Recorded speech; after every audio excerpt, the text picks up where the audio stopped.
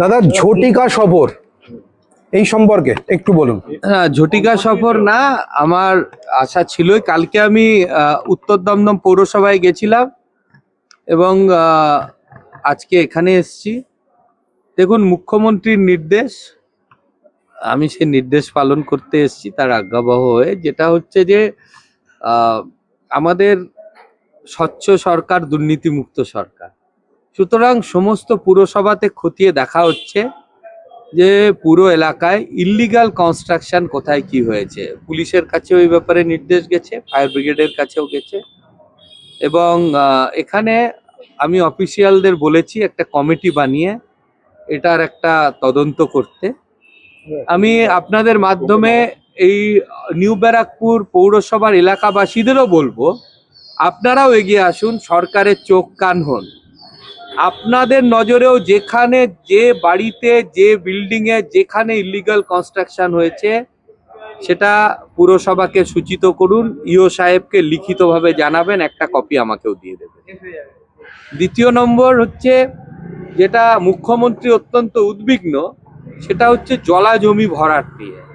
সুতরাং যা জলা জমি ভরাট করে বাড়ি হয়েছে বা কোনো কনস্ট্রাকশন হয়েছে সেটারও পূর্ণাঙ্গ তদন্ত করা হবে এবং সেটা করে যে আইন রয়েছে সেই আইন মোতাবেক কেউ যদি জলা জমি ভরাট করেন তাহলে তাকে ততটা জলা জমি তৈরি করে দিতে হয় পরিবেশ রক্ষার জন্য।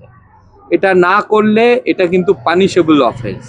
সুতরাং আমরা তারও একটা তালিকা তৈরি করছি এবং এই পুরসভার বাসিন্দাদের কাছে এটাও আমার অনুরোধ যে আপনারাও আপনাদের নজরে থাকলে নিশ্চয়ই জানাবেন। দেখুন, আমাদের এই সরকার খুব ট্রান্সপারেন্টলি, এটা মানুষের সরকার, তো জনগণের সরকার।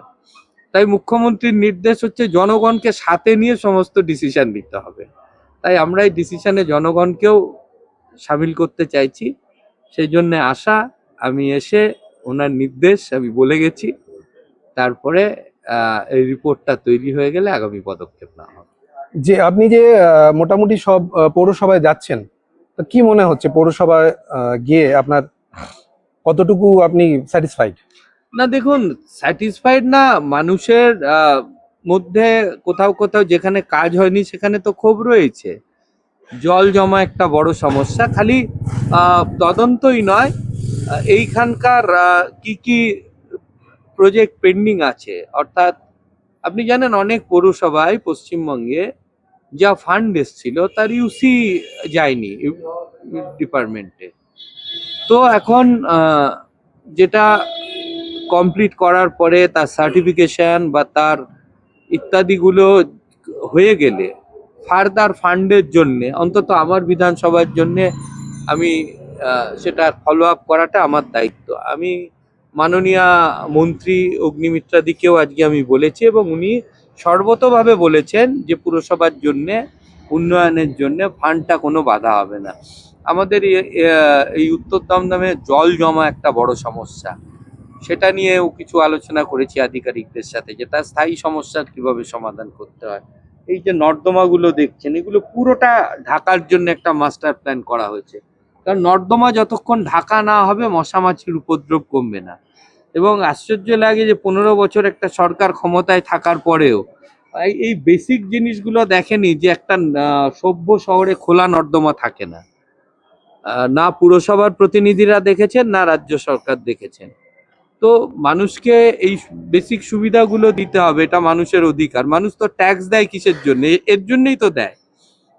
তো যেটা হয়নি সেটা আর চলবে না। নতুনভাবেই নতুন সরকার কাজ করবে। আমাদের মুখ্যমন্ত্রী ডু ইট নাওতে বিশ্বাসী, উনি কোনো কাজ পেন্ডিং ফেলে রাখেন না এবং সমস্ত বিধায়কদেরও এই নির্দেশই দেওয়া আছে যাতে যেটা করার সাথে সাথে করতে হবে। সামনেই যে বর্ষা, তাহলে এই জল জমার বিষয়টি কি এই বর্ষা থেকেই? এই বর্ষাতে আমি পুরো চেষ্টা করব, কিন্তু সময় খুব কম, তাই হয়তো এই বর্ষাতে আমি পুরোটা পেরে উঠতে পারবো না, যেটা বাস্তব পরিস্থিতি। কিন্তু এইটা আমি কথা দিচ্ছি, পরের বারের বর্ষা থেকে লোককে আর জল যন্ত্রণা ভোগ করতে হবে না। কিন্তু এই যে কদিন সময় আছে, যুদ্ধকালীন পরিস্থিতিতে পুরসভা কাজ করে যাতে যতটা মানুষকে রিলিফ দেওয়া যায় তার চেষ্টা করা হবে। আচ্ছা, এমন তো প্রচুর অভিযোগ আছে যে জলজমি বুঝিয়ে বেআইনি নির্মাণ হয়েছে, তো এখানে কি বুলডোজার অ্যাকশন দেখতে পাওয়া যাবে উত্তর দমদমে? আগে তালিকাটা তৈরি হোক, তাই যেখানে বুলডোজার দরকার, বুলডোজার তো ভালো জিনিস, বুলডোজার তো লাগবেই সেখানে।